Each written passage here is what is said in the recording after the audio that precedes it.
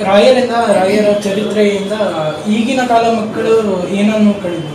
ಮುಖ್ಯವಾಗಿ ರಾಘವೇಂದ್ರ ಸ್ವಾಮಿಗಳವರಲ್ಲಿ ಅವರ ಚರಿತ್ರೆಯಲ್ಲಿ ನಾವು ಕಾಣುವಂತಹದ್ದು ಅವರಲ್ಲಿರುವಂತಹ ಮಾನವೀಯ ಮೌಲ್ಯಗಳು. ಸತ್ಯ ಧರ್ಮ ರಥಾಯಚ ಅಂತಂದಿದ್ದಾರೆ ರಾಘವೇಂದ್ರ ಸ್ವಾಮಿಗಳವರು. ಇವತ್ತು ಸುಖ ಸುಮ್ಮನೆ ಸಮಸ್ತರಿಂದಲೂ ಕೂಡ ಆರಾಧ್ಯರಾಗಲಿಲ್ಲ. ಅವರ ಅನುಷ್ಠಾನ ಜೊತೆಯಲ್ಲಿ ಸಾಮಾಜಿಕ ಕಳಕಳಿ, ನಿಸ್ವಾರ್ಥತೆ, ಅವರ ತ್ಯಾಗ, ಜೊತೆಯಲ್ಲಿ ಭಗವಂತನ ಅನುಗ್ರಹ ಇವೆಲ್ಲವೂ ಕೂಡ ಅವರನ್ನು ಇವತ್ತು ಸಮಾಜ ಮಹಾಗುರುಗಳನ್ನಾಗಿ ಒಪ್ಪಿಕೊಂಡು ಅವರನ್ನು ಆರಾಧಿಸುವಂಥದ್ದು, ಅವರನ್ನು ಭಜಿಸುವಂಥದ್ದಕ್ಕೆ ಕಾರಣ. ಅದರಲ್ಲಿ ಪ್ರಧಾನವಾಗಿ ಸತ್ಯ ಧರ್ಮ ರಥಾಯಚ ಅಂತ ಇದ್ದಾರೆ. ಇವತ್ತು ನಾವು ಪ್ರತಿ ವಿಷಯದಲ್ಲಿಯೂ ಕೂಡ ಸತ್ಯವನ್ನು ನಾವು ಕೈಬಿಟ್ಟಿದ್ದೇವೆ. ಈಗ ಸತ್ಯ ಶಬ್ದಕ್ಕೆ ಶಾಸ್ತ್ರದಲ್ಲಿ ಬೇರೆ ಬೇರೆ ಸತ್ಯಮಿತಿ ಮೀಮಾಂಸಾ, ಸತ್ಯ ಅಂತಂದ್ರೆ ಭಗವಂತನಿಗೆ ಹೆಸರು, ಹೀಗೆಲ್ಲ ಇದ್ದರೂ ನಾವು ಸಾಮಾನ್ಯವಾದ ಅರ್ಥವನ್ನು ತಗೊಂಡಾಗ ಸತ್ಯ ಅಂತಂದರೆ ನಾವು ನಿಜ ಅಂತ ಇಟ್ಕೊಳ್ಳೋಣ. ಇವತ್ತು ನಮ್ಮ ನೈಜಿಕತೆ ಅನ್ನುವಂಥದ್ದು ಎಲ್ಲದರಲ್ಲೂ ಕಳ್ಕೊಂಡಿದ್ದೇವೆ. ಆಹಾರದಲ್ಲಿ ಕಳ್ಕೊಂಡಿದ್ದೇವೆ, ನಮ್ಮ ಅಧ್ಯಯನದಲ್ಲಿ ಕಳ್ಕೊಂಡಿದ್ದೇವೆ, ಸಂಪಾದನೆಯಲ್ಲಿ ಕಳ್ಕೊಂಡಿದ್ದೇವೆ, ಗಂಡ ಹೆಂಡರ ಮಧ್ಯದಲ್ಲಿ ಮುಚ್ಚುಮರೆ ಅನ್ನುವಂಥದ್ದು ಕಾಣ್ತಾ ಇದ್ದೇವೆ. ಮಕ್ಕಳಿಗೆ ತಂದೆಯ ಮಧ್ಯದಲ್ಲಿ ಮುಚ್ಚುಮರೆ ಅಂತ. ಇವತ್ತು ತಂದೆ ನನ್ನ ಮಗನಿಗೆ ಇದು ಗೊತ್ತಾಗಬಾರ್ದು ಅಂತ ತಂದೆ ಮುಚ್ಚಿಡ್ತಾನೆ, ಅಥವಾ ಮಗು ತಾನು ಯಾವುದಾದ್ರೂ ಒಂದು ವಸ್ತುವನ್ನು ತಗೊಂಡು ಬಂದಿದ್ದ ಅಂತ ಇಟ್ಕೊಳ್ಳಿ ಅಂಗಡಿಯಿಂದ, ತಂದೆ ನೋಡಿದರೆ ಅವರು ಮುಚ್ಚಿದ್ದಾರೆ ಅಂತ, ಕೈಯಲ್ಲಿ ಏನಿದೆ ಅಂತ ಏನಿಲ್ಲ ಅಂತ ಹೇಳ್ತಾನೆ. ಹೀಗೆ ಒಂದು ಚಿಕ್ಕ ಚಿಕ್ಕ ವಿಷಯದಲ್ಲಿಯೂ ಕೂಡ ಸತ್ಯವನ್ನು ನಾವು ಕೈಬಿಟ್ಟಿದ್ದೇವೆ.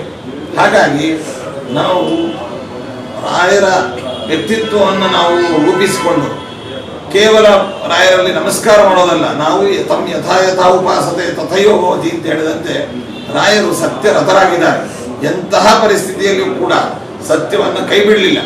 ಸ್ವತಃ ತಂದೆ, ನೀನು ಭಗವಂತನ ಅಸ್ತಿತ್ವವನ್ನು, ಭಗವಂತನ ಸರ್ವೋತ್ತಮತ್ವವನ್ನು ನೀನು ಕೈಬಿಡು, ನಾನೇ ಸರ್ವೋತ್ತಮ ಎಂಬುದಾಗಿ ನೀನು ಒಪ್ಕೋ, ನಿನ್ನನ್ನು ನಾನು ವಿಶೇಷವಾಗಿ ಅಭಿಮಾನಿಸ್ತೀನಿ ಅಂತ ಹೇಳಿದವರು ಕೂಡ ನಿನ್ನ ಅಭಿಮಾನದಿಂದ ಆಗಬೇಕಾದದ್ದಿಲ್ಲ, ನಾನು ಏನು ಪ್ರಾಪಂಚಿಕವಾದಂತಹ ವೇದೋಕ್ತವಾದಂತಹ ಭಗವನ್ನಿಷ್ಠವಾದಂತಹ ಸತ್ಯ ಇದೆ, ಅದನ್ನು ನಾನು ಯಾವ ಕಾರಣದಲ್ಲೂ ಕೂಡ ಬಿಡೋದಿಲ್ಲ ಅಂತೇಳಿ ಅವನ ಮನೆಗೆ ಬೆಟ್ಟದ ಮೇಲಿಂದ ಉರುಳಿಸಿದಾಗ, ವಿಷಪ್ರಾಶನ ಮಾಡಿಸಿದಾಗ, ವಿಷ ಸರ್ಪಗಳಿಂದ ಮಧ್ಯದಲ್ಲಿ ಅವರ ಪುಟ್ಟ ಬಾಲಕನಾದ ಪ್ರಹ್ಲಾದರಾಜರನ್ನ ಶಿಕ್ಷೆಗೆ ಒಳಪಡಿಸಿದಾಗ, ಏನೆಲ್ಲ ಹಿಂಸೆ ಕೊಟ್ಟರೂ ಕೂಡ ತಾವು ನಂಬಿದ ಮತ್ತು ನಿಜವಾದಂತಹ ವಿಷಯವನ್ನು ಅವರು ಮರೆಮಾಚದೆ ಸತ್ಯದಲ್ಲಿ ರಥರಾಜರಾದ್ದರಿಂದ ಸತ್ಯ ಧರ್ಮ ರಥಾಯಚ.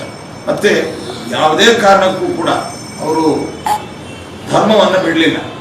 ಅವರು ಎಲ್ಲ ಅವತಾರಗಳಲ್ಲಿ, ಎಲ್ಲ ಅವಸ್ಥೆಗಳಲ್ಲಿ, ಎಲ್ಲ ಕಾಲಗಳಲ್ಲಿಯೂ ಕೂಡ ಧರ್ಮವನ್ನು ಅವರು ಬಿಡದೇ ಇದ್ದದ್ದಕ್ಕೆ ಇವತ್ತು ಆ ಎತ್ತರಕ್ಕೆ ರಾಘವೇಂದ್ರ ಸ್ವಾಮಿಗಳವರು ಇವತ್ತು ಇದ್ದಾರೆ. ದೇವರೆಂದರೆ ತಿರುಪತಿ ತಿಮ್ಮಪ್ಪ, ಗುರುಗಳೆಂದರೆ ಮಂತ್ರಾಲಯ ರಾಘಪ್ಪ ಅನ್ನುವಂತಹ ನಾನುಡಿಗೆ ವಿಷೀಭೂತರಾಗಿ ಮಹಾಗುರುಗಳಾಗಿದ್ದಾರೆ. ಆದ್ದರಿಂದ ಅವರ ಭಕ್ತರಾಗಿ, ಅವರನ್ನು ಸೇವಿಸುವವರಾಗಿ, ಅವರಿಂದ ನಾವು ಜೀವನದಲ್ಲಿ ಪಡೆಯಬೇಕಾದಂಥದ್ದು ಸತ್ಯ ಧರ್ಮ ರಥತ್ವ.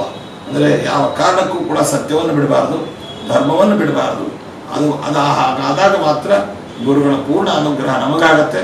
ಗುರುಗಳಿಂದ ನಾವು ಇಂತಹ ಆದರ್ಶವನ್ನು ಅಥವಾ ನಮ್ಮ ಜೀವನದಲ್ಲಿ ಪರಿವರ್ತನೆಯನ್ನು ನಾವು ಮಾಡಿಕೊಂಡಿದ್ದೇವೆ ಅಂತ ಅದು ಸಾರ್ಥಕವಾಗುತ್ತೆ. ಧನ್ಯವಾದ.